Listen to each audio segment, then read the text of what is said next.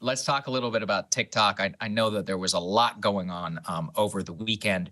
We covered previously how the TikTok CEO appeared before Congress. At this point, we will show you some of his comments. But more interestingly, what happened is that there was effectively unanimous position on the committee itself around national security issues surrounding TikTok. Overall, the hearing is regarded as a massive disgrace for the TikTok CEO. He didn't handle himself particularly well. Also, it was a disgrace to many members of Congress, which we will absolutely get to. The major debate, though, happening right now has been sparked by Representative AOC, who posted her first TikTok ever over the weekend, in which she came out against banning TikTok. I wanted to make sure that we showed all of you and broke down some of what she said. Let's take a listen. The United States has never before banned a social media company from existence, from operating in our borders. And this is an app that has over 150 million Americans on it. Some of the arguments about banning TikTok have come in with respect to discussions around Chinese surveillance and utilization of data that is tracked and the enormous amount of tracking on U.S. citizens and data that is harvested by TikTok. And they say because of this egregious amount of data harvesting, we should ban this app. However, that doesn't really address the core of the issue, which is the fact that major social media companies are allowed to collect troves of deeply personal data about you that you don't know about without really any significant regulation whatsoever. So I think this is important. I want to spend some time on this, Krystal. I know you and I have talked about this a lot, but people, obviously, there's a lot of renewed interest in this. So part of the reason why I want to take this seriously, our own James Lee actually did a fantastic segment over the weekend about this as well. The reason why I think conflating data privacy with this issue is that, yes, it is certainly true that Facebook, Google, Microsoft, and Apple are cynically using the TikTok national security issue to push their own business. That said, that does not mean that we should disregard the core issue at hand. At the end of the day, Facebook, Google, Apple, all of these companies are subject to U.S. law, to the U.S. judicial system. If we have a problem with that, we can change it. We can actually change the way that they conduct business. I and you have both advocated for changing those laws. One of the reasons actually why TikTok is so exceptional is that they are not subject to U.S. control and are instead directly subject to the Chinese authoritarian system in which they directly have to do whatever the Chinese government tells them to do. We also know at this point that TikTok, owned by ByteDance, CEO Zhang Zhiming, has directly made company decisions at the behest of the CCP and so-called government-controlled actions. Now, the national security case on this is that you're going to have an app with 150 million Americans being used that is not subject to any democratic, small d democratic control. And so let me just stop there and let me, I want to hear what you have to say. Yeah, I mean, to be honest with you, I actually found some of the questions that James Lee raised, which I do want everybody to go and watch because he did a fantastic job on that video. I found them persuasive. And I also found Glenn Greenwald did a show on this last week that I thought also raised some really important questions. A couple of things that they brought up is, as you were indicating, Saagar, and as AOC also mentioned, okay, if your concern is data privacy, then why are you focused on just this one app when Meta in particular collects way more data than TikTok does? So the data privacy concerns are hard to take seriously when you haven't seen a serious effort by Congress to deal with this in any real way in terms of, all of social media. So that's number one. One of the points that Glenn raised that I thought was also worth considering is the fact that, we know from the Twitter files the way that government control and government interface with Twitter in particular, but all American social media companies, has not been a good thing. So it's not an accident that the one app that they don't actually have sort of direct control over and hold on to is the one that they are going after to ban. So I think that's noteworthy. And I also think that, it's also worth considering that this is just a truly extraordinary act. You are talking about 150 million users on this platform. It is the most popular platform among teenagers in the country. So the extraordinary nature of this act, I think, should also not be understated. And You also have a lot of people who are very self-interested, not just the executives at Google and Facebook and other places, but also many of these members of Congress have stock in these companies that they stand to personally benefit from banning TikTok. So I did actually think that a number of those concerns were, significant and worth consideration. I think that those are all incredibly valid points. And unlike a Facebook CEO, Mark Zuckerberg, I would not say that that's not true. I think they're all actually completely true.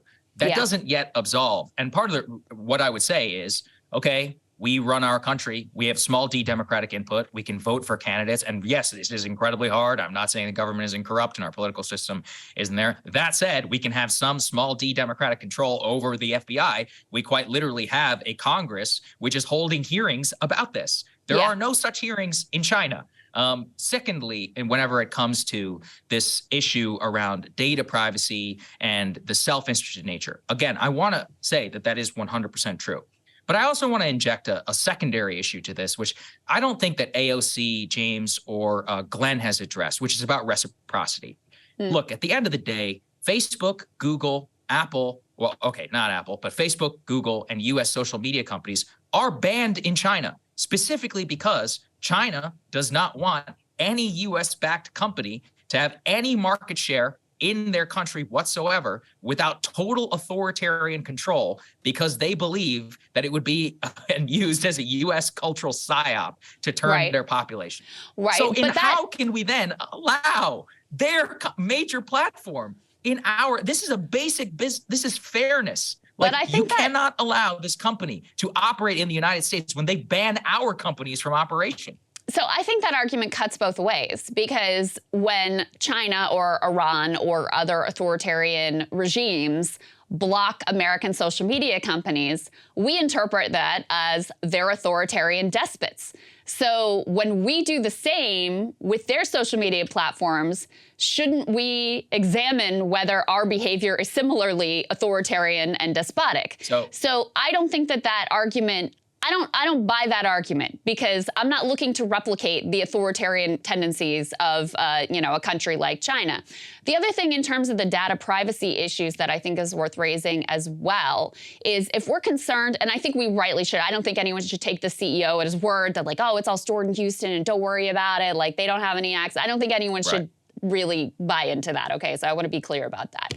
But the data that we're talking about that's being collected, a lot of this data, if not all of this data, is widely available for sale. So if China wants that data, like, they've already got access to it.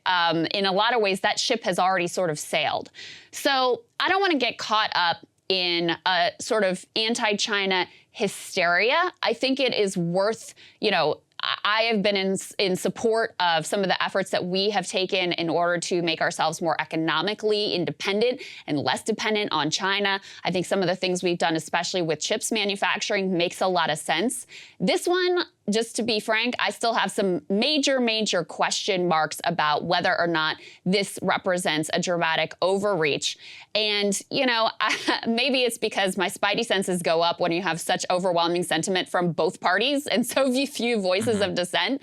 And you got the Biden administration, aligning with, almost every Republican in support of banning this thing. I start to wonder what the underlying agenda is. And I do think part of it has to do with national security state wanting control over social media platforms, and also personal sort of financial investment in some of the companies that really stand to benefit from banning TikTok. As we've discussed before, all of these social media companies are basically desperate to replicate TikTok's success. We see it very clearly with YouTube, which of course is owned by Google, where they're trying to do YouTube Shorts and they're trying to compete and they're leaning more into their algorithm versus, what people choose to select as their preferences on YouTube. This is all complete replication of what TikTok has done and the kind of magic that has made TikTok so appealing to teenagers. So I guess that's what I'll say is the amount of questions I have about this direction have dramatically increased. I think those are all fair. And I find myself uncomfortable being on the side of the establishment, I guess, for once. But here's the thing I will remind people. This was not a popular position 3.5 years ago. It might have been one of the maybe like me and like Matt Stoller and like two others were the ones who were talking about it. Actually, the entire Republican establishment was against banning TikTok for this reason, because Wall Street had significant investors inside of the ByteDance Corporation. The Biden administration also dragged its feet. If you can go back, you can actually go pull the receipts if people want. I've been doing monologues about this for over 3 years. I remember doing monologues when they had like 30 million users. And I was like, guys, this is reaching escape velocity. You got to nip this problem in the bud before it becomes a problem. And, you know, I also want to say this, too, about what you were saying.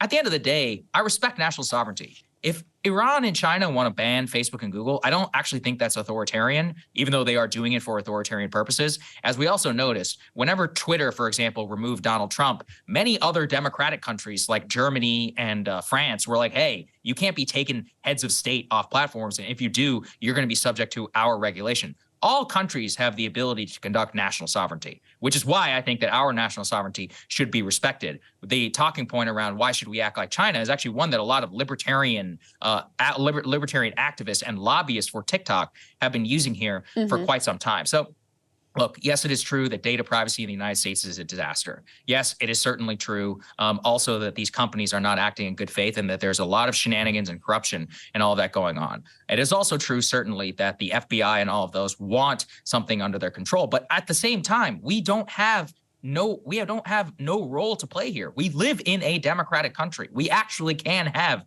input on this. I would view this actually as a victory for information and for democracy, because the press, the people, and many of the politicians actually are the ones who caught up the least. It's really open source press reporting and pressure from the outside, which brought this issue really to bear. Hey guys, ready or not, 2024 is fully upon us now, and Saagar and I have been brainstorming ways that we can really up our game for this critical election. Yeah, we rely on our premium subs to expand our coverage, to add staff, to upgrade the studio. We just want to give you the best independent coverage of this election, which is possible. So if you can help us out, become a premium subscriber today, breakingpoints.com, or the link is down here in the description video. It really means the world to us, and if you like what we're all about, this is the best possible way to keep us 100% independent, working only for you.